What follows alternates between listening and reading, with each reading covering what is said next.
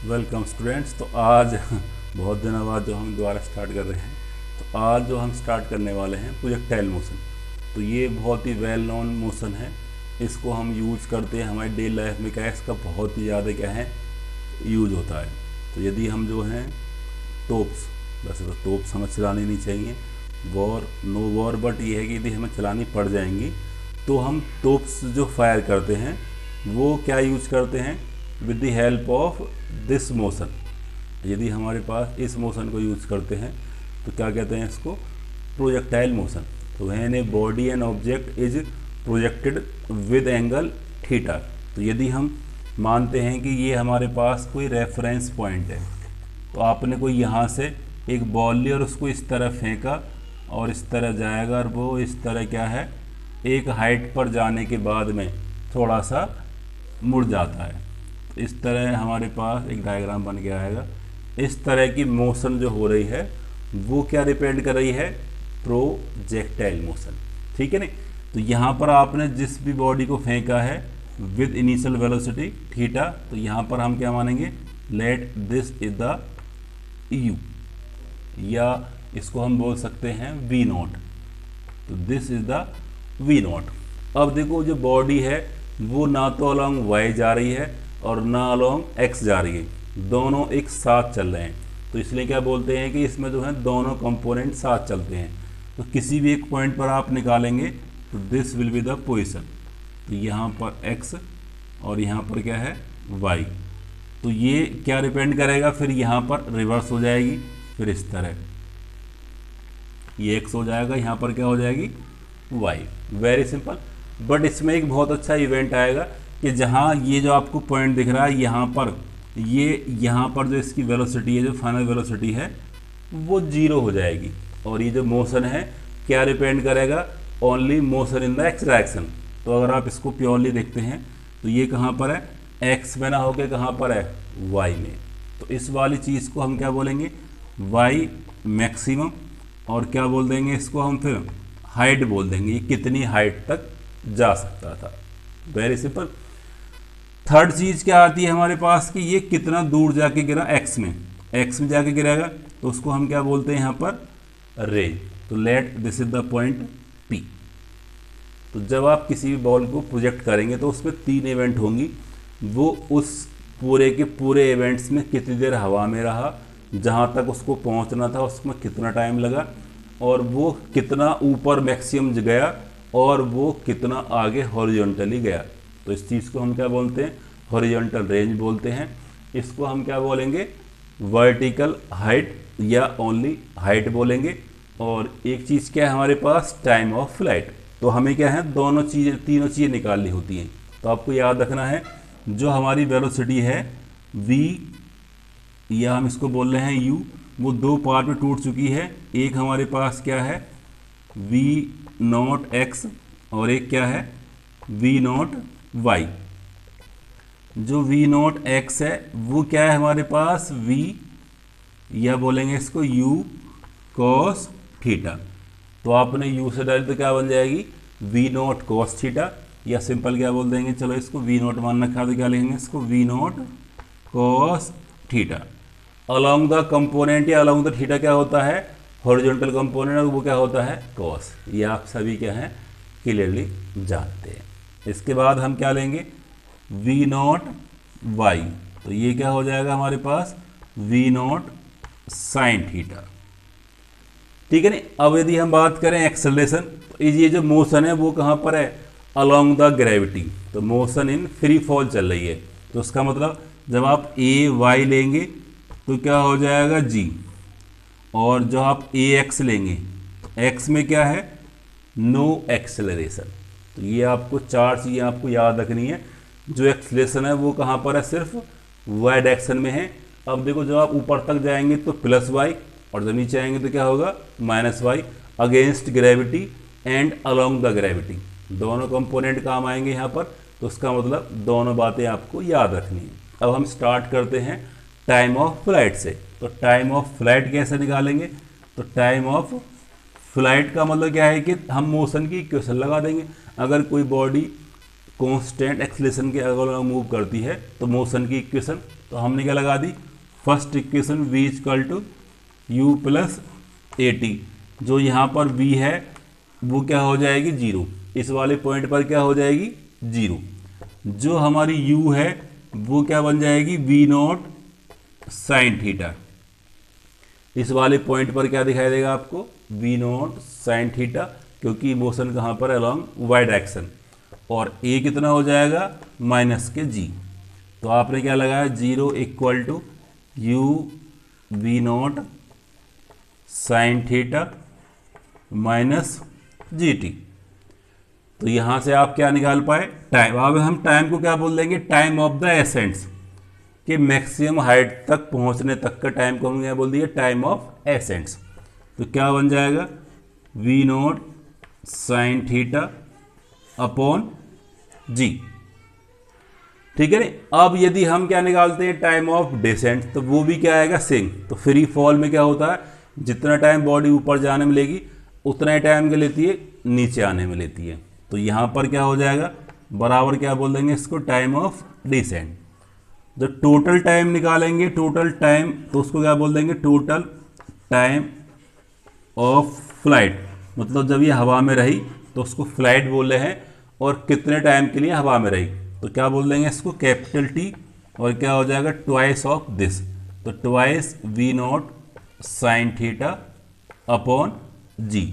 तो this will be the first terms जो हमें इवेलुएट करनी थी या वैल्यूएशन करनी थी उसकी। तो पहली चीज़ क्या आ गई हमारे पास दिस मच। तो this is the time of flight. आप इसका स्क्रीनशॉट लीजिए। अब हम सेकेंड कंपोनेंट निकालेंगे इसका मैक्सिमम हाइट। मैक्सिमम हाइट,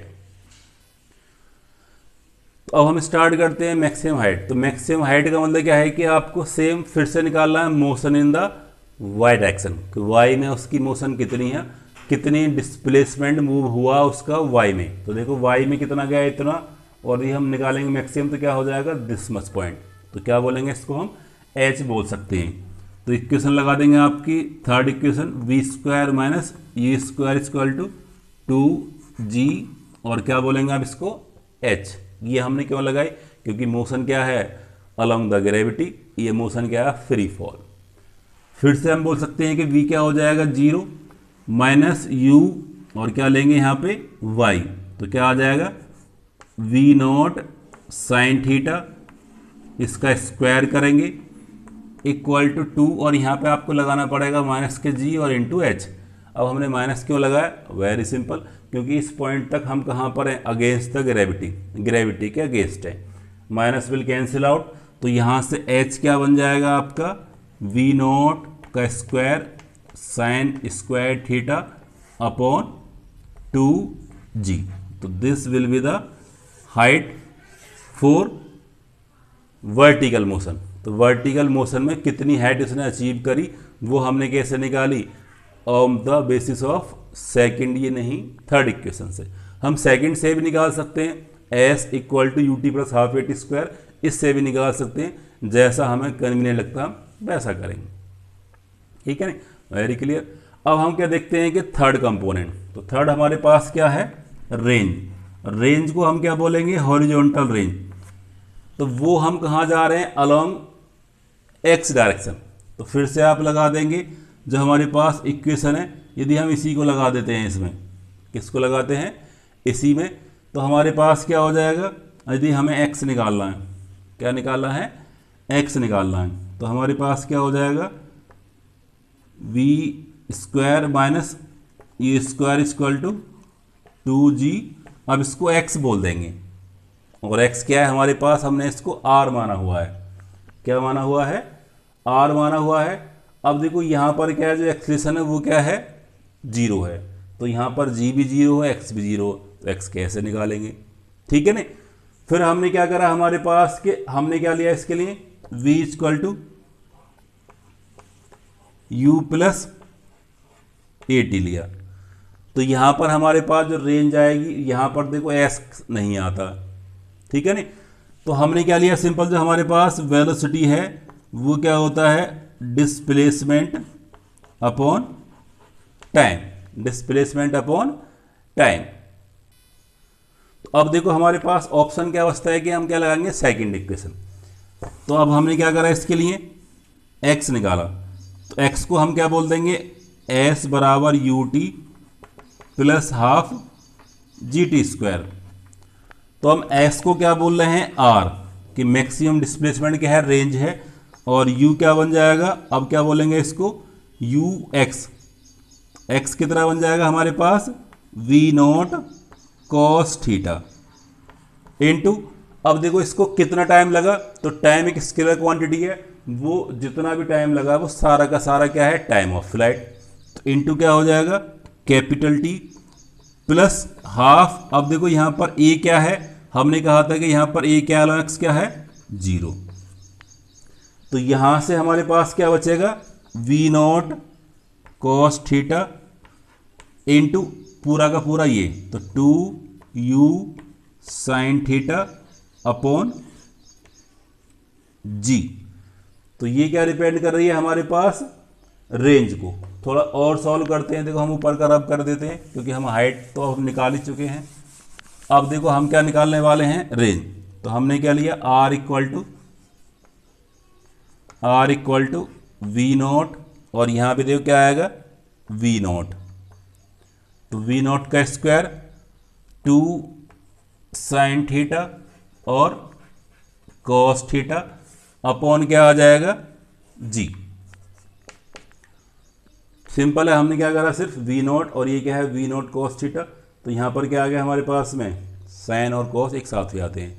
क्यों करा, this will become the identity, और क्या बन गया, 2 साइन ए कॉस ए, तो क्या बोलते हैं इसको, साइन 2a। Very simple. तो क्या बन जाएगा ये, वी नॉट का स्क्वायर साइन 2 थीटा अपॉन जी। देखो अगर आपको वीडियो पसंद आ रही है, इंटरेस्ट आ रहा, तो वीडियो को लाइक करें, शेयर करें, ठीक है। और जितना ज़्यादा हो सकता है आप इसको रिपीट करके देख सकते हैं। अब देखो हमारे पास जो फॉर्मूला आ गया वो क्या आ गया, रेंज का फॉर्मूला आ गया, और कितना आ गया, r equal to v naught का square sine 2 theta upon g. अब यदि आपसे कोई कहता है कि हमारे पास रेंज मैक्सिमम कब आएगी, तो किसी भी फॉर्मूले में अगर कोई चीज़ मैक्सिमम निकालनी है तो that's on the basis of component. अब जो हमारे पास वी नॉट है that's constant, G is also constant, तो now we have only sine. तो हमारे पास क्या है, जो हमारा पूरा साइन कंपोनेंट है दैट मस्ट बी मैक्सिमम।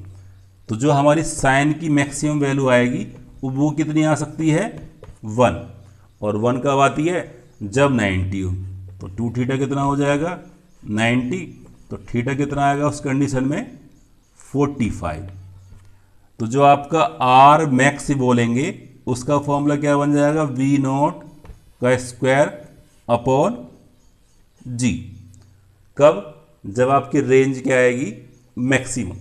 तो आर मैक्स कितना हो जाएगा, वी नॉट का square, this terms becomes 1, and यहाँ पर क्या रहा आपके पास, जी। तो ये क्या बन गया आपके पास, आर मैक्सिमम या मैक्सिमम रेंज के लिए। और ये कब है, जब बॉल को या किसी भी सबस्टेंस को we are projecting at angle 45। तो जब 45 पे यदि आप किसी बॉल को प्रोजेक्ट करेंगे तो आपको एफर्ट्स कम लगाने पड़ेंगे और उसकी रेंज क्या आएगी, ज़्यादा है। तो जो हमारा मेन आउटपुट था वो क्या था कि बॉल या कोई भी सबस्टेंस ज़्यादा दूर हम उसको फेंक सकें। जैसे आपके आर्चरी होती हैं, इसका जो यूज है बहुत ज़्यादा है, स्पोर्ट्स में कर सकते हैं, ठीक है नहीं। जैसे आप भाला फेंकते हैं, आर्चरी फेंकते हैं, तो वहाँ पर क्या है कि आपको फेंकना है और सबसे दूर जाना है, तो वो कैच जाएगा। यदि आपने कैच प्रोजेक्ट करा है उसको 45 पर, जब भी हमारे पास कोई बॉल को थ्रो करना होगा तो कैसे करेंगे मैक्सिमम डिस्टेंस के लिए, 45 पर। तो this will be the maximum range, ठीक है। तो देखो इस पूरे वीडियो में हमने क्या कवर करा है कि कंप्लीट प्रोजेक्टाइल मोशन, उसमें 3 कंपोनेंट हैं। पहला कंपोनेंट क्या है, टाइम ऑफ फ्लाइट, फिर हमने क्या निकाला, मैक्सिमम हाइट, और उसके बाद हमने क्या निकाला, रेंज, और उसके बाद हमने क्या दिया, मैक्सिमम रेंज, ठीक है ना। तो आई होप सो आपको थोड़ा सा क्लियर हुआ होगा।